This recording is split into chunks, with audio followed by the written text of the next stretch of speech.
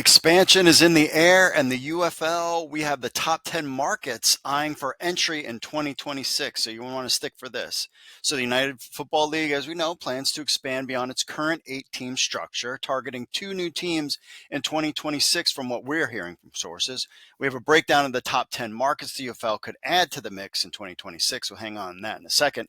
UFL CEO Russ Brandon confirmed the expansion process, quote, "We're exploring markets where spring football can live and thrive." The league added to aim 2 teams in 2026 with the plans to reach 12 teams in 2027, according to SI's Mike Mitchell.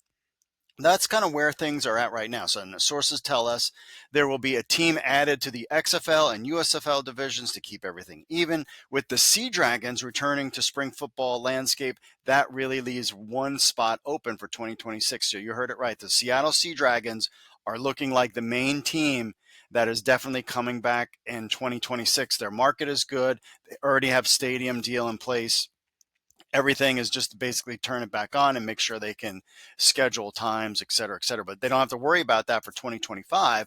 It's 2026. So keep that in mind. Locations like California and New York off the table. Don't even worry about San Diego or even New York. The league is trying to cut costs and also turn a profit. And those two states are out of the question. And like I put in this article, as Vince McMahon would say, no chance in hell. So California, New York, you're out. So here are some top 10 UFL expansion markets, and let us know in the comments other expansion markets you think might be there. But we've got, of course, Seattle, Washington, approximately 745,000 in the city, over 3.9 million in the metro area. We all know about that. And Lumen Field would be the spot, 68,000. And they've been there before. Columbus, Ohio seems to be the second most one talked about. 2.1 million in the metro area. They have the Columbus Blue Jackets and the MLS Columbus Crew. So we play at the historic Crew Stadium. It's got a capacity of 20,000. It would be perfect. It's really looking like Columbus, Ohio is kind of like, as it stands right now, my number 2 on the list as potential spots for the UFL in 2026. They're also a top 15 market for the UFL in 2024. I know that we talked about the Hall of Fame resort problems in Canton, Ohio. I love Canton, Ohio, but it's just not there as far as sustainability for a team. So they're out of the question. And playing at the Hall of Fame Stadium with all those financial issues they got going on there, it's just not in the cards. Other locations in the top: Louisville, Kentucky, 1.3 million in the metro area. They have AAA baseball there. The USL Championship, Louisville City FC.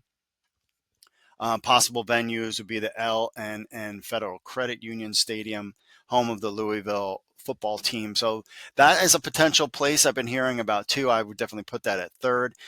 Other ones to think about: Chicago, basically Salt Lake City, Utah, 1 million in the metro area. Of course, the Utah Jazz.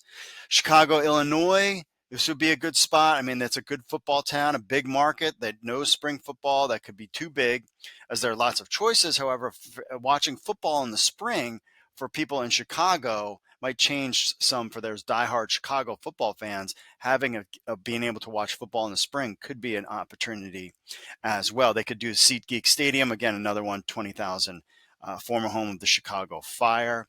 Other places that top markets: Oklahoma City, maybe Portland, New Orleans, previously with the USFL, Pittsburgh, of course, with the USFL, never got home. And then New Jersey, it's close enough to New York, but not New York, and had a successful USFL team.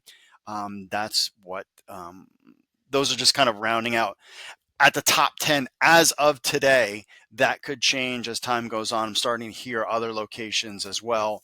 But those are kind of, I would say right now, Seattle Sea Dragons and Columbus, Ohio seem to be maybe the top 2 front runners. Also heard from sources that the UFL will announce their 2 new franchises on UFL Championship weekend, June 14th, 2025. So keep that in mind too. So you have the biggest chance to draw. Hopefully they tease this out all season long. We've talked about it. Expansion talk is always big when it comes to video content, and we'd love to talk about it. And now we're actually going to get 4 new teams in the UFL. Another thing to throw out there is, what if this, based on the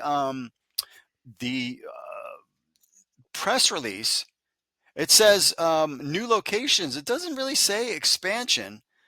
So it's something to keep in mind. The United States announced that it officially launched its first expansion process. Okay. The UFL accepting proposals from prospective markets. And then this is what Russ Brandon say. As the UFL lays the groundwork for future growth, we're excited to begin exploring new markets for expansion, where spring football can not only live but thrive. These expansion efforts validate our vision and early success with the strength and structure of our ownership group, blah, blah, blah. In search to identify the strongest markets to support its ambition growth goals, the UFL is looking at several core attributes.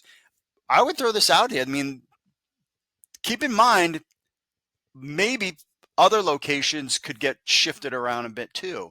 You basically, we've talked about Memphis in the past. They're kind of still in, maybe Michigan or Alabama.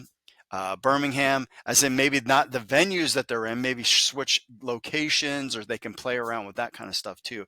So keep that in mind. It's that nothing is rock solid. I mean, it definitely is for year 8. There's no question about it. I mean, the second year, 8 teams. But when it comes to some of these markets in the future, I mean, if they're struggling markets and you've got a stadium deal and everything all lined up, it wouldn't surprise me none the least if they did close a team or two, or moved a franchise from one location to another and tweak the name a little bit. That's something to keep in mind too. But very exciting times with the UFL, and clearly everything that we're hearing is that these guys are all in, and they're very happy with the way things are going, and it's a full steam ahead for the UFL. So let us know in the comments. Make sure you like and subscribe to the channel. Let us know in the comments some of your locations that we maybe missed out on in our segment.